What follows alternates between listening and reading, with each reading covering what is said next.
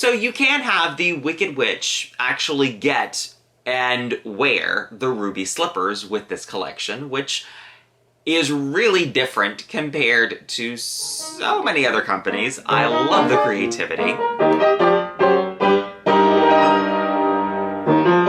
Hello fellow Aussians, I'm the Louisiana Quadling, a Wizard of Oz collector and enthusiast, sharing with you my thoughts, my collection, and a little bit of my musical talent with all of you. And welcome to the channel. Last time, we looked at Robert Tonner's basic Glinda and Wicked Witch dolls. And today, we're going to be looking at the fabulous fashions that were created for those two dolls and sold separately. As seen in the original 2005 catalog, there are 3 outfits made for each of the witches, and each witch featured a winter outfit, a reception outfit, and a formal ball outfit. Now, while the catalog has the basic dolls from this year wearing all of the outfits, I have decided to display them a little differently than how the catalog shows you. Instead of having 3 basic dolls from this year in all of the outfits, I've decided to use different basic dolls from some of the later years to also wear some of the other outfits. So besides letting you know what the outfit name is and everything about it, I'll also be telling you at least the name of the doll that is wearing that outfit. We're also going to go in order of their style number, which was kind of like their catalog number for Tonner. So, let's get started. And here is the first of the 3 Glinda outfits. This is Reception in the North. And the doll that is wearing this outfit is the 2006 Basic Glinda. One of the more fun aspects of these dolls were the descriptions that the Tonner company gave them on their original website, which unfortunately doesn't exist anymore. However, me being me, I saved everything before the website disappeared. And this is the little written description that they give for Reception in the North. Glinda watches over Dorothy in her crystal gazing orb while receiving her guests in her northern palace, wearing this sheared and sculpted fantasy of sparkle, multicolored organza. The huge, voluminous skirt has multiple layers and it anchors her regal appearance.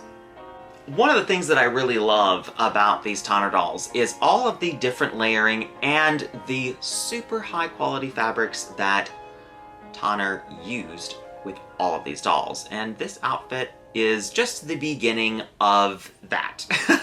So this is actually a completely purple gown underneath this. It's a purple satin.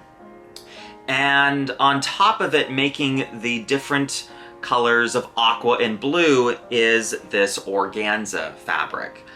Now the jewelry and the gazing orb are included with this outfit, as well as silver heels.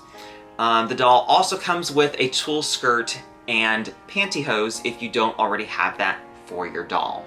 All of the outfits from this year were limited editions of 1,500, so they were at least a little bit more limited than the original release of Glinda and the Wicked Witch as dress dolls. And this is definitely the most colorful outfit out of all of them that were released this year because of this just super duper vibrant purples and aquas. It's just great. And just like our previous doll, this one also does not disappoint. This is Oz Gala, and the doll wearing it is the 2007 Basic Glinda. Now, this outfit was the first of all of the Tonner doll outfits that I ever bought. I just really loved this brocade fabric and the beading and the gold, and I was just like, oh my gosh, I need this in my life. This was Tonner's original description of this outfit. Everyone's turned out for the wizard's gala in Oz. Glinda arrives on a beam of light wearing a silk brocade gown and matching shrug. Her gown sparkles with heavy beading and hand details.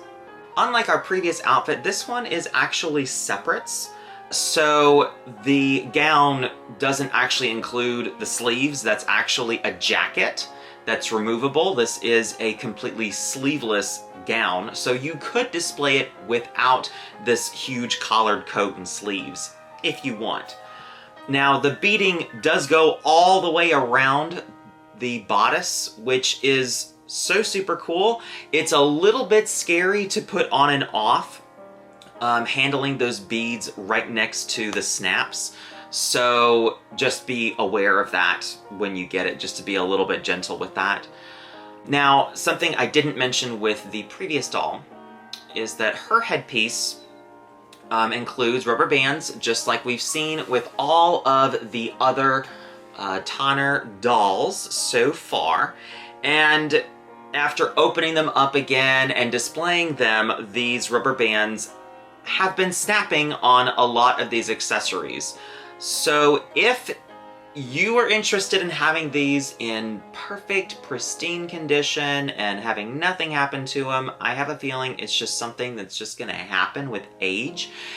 Those elastic bands are just not gonna hold up with the heat, humidity, age. So at some point you will probably have to replace them. I've definitely got a lot of them that I need to replace, so that's on my list of things to do. Now, her staff is made out of metal, so it's pretty heavy. I wouldn't have the doll actually physically hold it with two hands, because it would probably break down her joints. So that's just another thing to think about when you're displaying this doll. But otherwise, this is Oz Gala. And this is the final Glinda outfit. This is the winter themed outfit. This is called Winter in Oz. And the original description read, Glinda celebrates winter at court in Oz, arriving in a white hooded cloak with silver embossed poppies and fox fur trim. Underneath, she displays her matching gown. Now, I don't have her displayed on the table with the cloak because the cloak just didn't want to stay on, but it is right here and it is gorgeous. Oh my frickety frick. The poppies on it, to die. Just absolutely wonderful. Wonderful. Like, my gosh. This is the most popular out of the three outfits that everybody likes, and that includes me. This is definitely my favorite out of the three. I know it's like the simplest since it's white, but believe me, this is just, oh gosh, it's so good. So, just like with the previous one, the staff here is also made out of metal, and the design of the orb on top is very similar to the same orb that we saw on reception in the north. And unlike the other two dolls that have the elastic band around the tiaras, this one, it is just a full big metal piece that actually sits on her head pretty good, but it will fall off. There's not much keeping it up there except just kind of having it lay there right, so be careful about that. This is also the only Glinda outfit that includes earrings, so if you are to get this outfit and display it on a doll, something to note about the earrings with these dolls is that you will have to actually make the holes in the ears. Just use a pin or tack, and you've got to, there is a hole that's pre-made there, but you just have to open it up to make it easier to get the earring in there. It's a little bit scary the first time you've done it, but after doing it with, like, you know, a lot of them, because I own all of them, it's no big deal to me. But I know to a first timer, that might be a little scary. This particular outfit is also prone to getting stained, so if you are to get this one, be careful. And also ask the seller if you're gonna get it used, if there's any stains on the outfit. Now, this could also have stains being inside of the box. You never know, because they are pretty old now, since they came out in 2005. So just be aware of that, at least with this outfit, since it's a white velvet fabric, it's gonna be very prone to staining. And here we have the first of the 3 Wicked Witch outfits. This is Winky Guard Reception, and this is the original description from Tonner. Oh, the Winky Guards chant to hail their regal wickedness as she arrives from a long journey through Oz. Tilting her magnificent hat to them, she glides effortlessly by wearing an iridescent green silk gown with black lace trim and tulle wrap. And the doll that I have wearing this outfit is the 2006 Basic Wicked Witch. You gotta love how dramatic these outfits are, and this one is definitely screams drama, and I just love it. The hat, the mermaid skirt, the tulle, it's got this really cool sort of Halloween Addams Family kind of vibe going on, if you get what I'm saying, like Tim Burton-esque kind of feel to it, which I really like, but it also fits for the witch, so it's just cool. It's just cool. And the purse is really cool too. It is very difficult to get the doll to hold the purse, so don't think that was easy. The hat is kind of the same way. It tends to want to fall off, and it's held on by an elastic band, so that's another one of those elastic bands you have to watch out for. This one has been holding up though.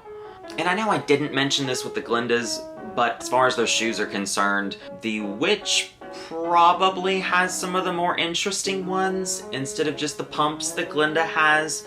At least the pumps with this outfit I think are pretty cool. It's like a faux leather, and unlike Glinda's outfits, which included nude pantyhose, the witch here includes black ones, because of course she does. And our second Wicked Witch outfit is Forbidden Forest Winter Stroll. On a wicked day in the winter, the Wicked Witch takes a relaxing stroll with the flying monkeys, wearing a sharply tailored coat in fox fur trim. This is the only outfit out of all of the ones that we've seen so far that does not include shoes. I know, it's a little bit rude. So if you get the Wicked Witch, the basic Wicked Witch I should say, nude, and she doesn't have her original shoes, it's going to be a little bit difficult to display this outfit. So underneath the skirt and everything, I've kept the bottom half of her basic outfit and her boots, which I thought was pretty appropriate, at least for this outfit. What I really love about this one is that she has these really cool shoulders, and it's a little bit reminiscent of the Winky Guards, which it's just cool. I like how there's just these little elements of different designs that Adrian did that are in these designs. It's just really cool. And as with all of them, they are all lined. I didn't mention this before, but the lining on this one is a little bit different than the others. The others have white lining, but this one has this sort of iridescent, greenish mauve. I'm not entirely sure, and it's different colors in the light. But it's just so super cool. She also includes a muff for her hands in case she gets cold. I haven't displayed it with that just so that you could see her sleeves and everything. This was the first Wicked Witch outfit that I ever bought, and I really loved it. Still love it now. It's so good. It screams the Wicked Witch in a different kind of way, and it's just cool. And the final outfit that was released in 2005 is this one, the Witchs Patillon. And wearing this outfit is the 2007 Basic Wicked Witch. In a rare public appearance, the Wicked Witch of the West arrives at the Witchs Patillon wearing a stunning sheared ball gown of purple silk shantag and overlaid with sequined and embroidered black tulle. I'm not sure if this is showing up on camera as a purple dress, but that's kind of one of the funnier aspects of this particular outfit, is that for a long time I didn't know it was genuinely purple. I thought it was more of like a burgundy. I'm not sure why. That might just be from the pictures that I saw of it online, but no, it genuinely is purple, covered in black tulle. So it has a really cool look. The sleeves are a little bit difficult to get to stay in this upward position because they do like to droop. Out of all of the witch outfits, this one definitely has the jewelry. Gotta love that huge necklace and her earrings. They're just fabulous. She also includes the coolest shoes out of all of the Wicked Witch outfits. So if you're looking for some really cool heels, this is the one. Now that was all of the outfits that were released back in 2005, but there is one more piece we gotta talk about. And that is the one little accessory that was included with this collection, and that was a pair of ruby slippers that both Glinda and the Wicked Witch could wear. While the Marley Dorothy included ruby slippers, that doll has flat feet, and the others don't. So you can actually have the Wicked Witch wear the ruby slippers. And this kind of gets back to Tanner's original outlook for the collection, which is obviously very different from how other doll companies approached it. And back around 5 or so years ago, I had an opportunity to interview Robert Tanner and ask him a couple questions about his Wizard of Oz dolls. And one of those questions that I asked him was which character was his favorite to design the different outfits for.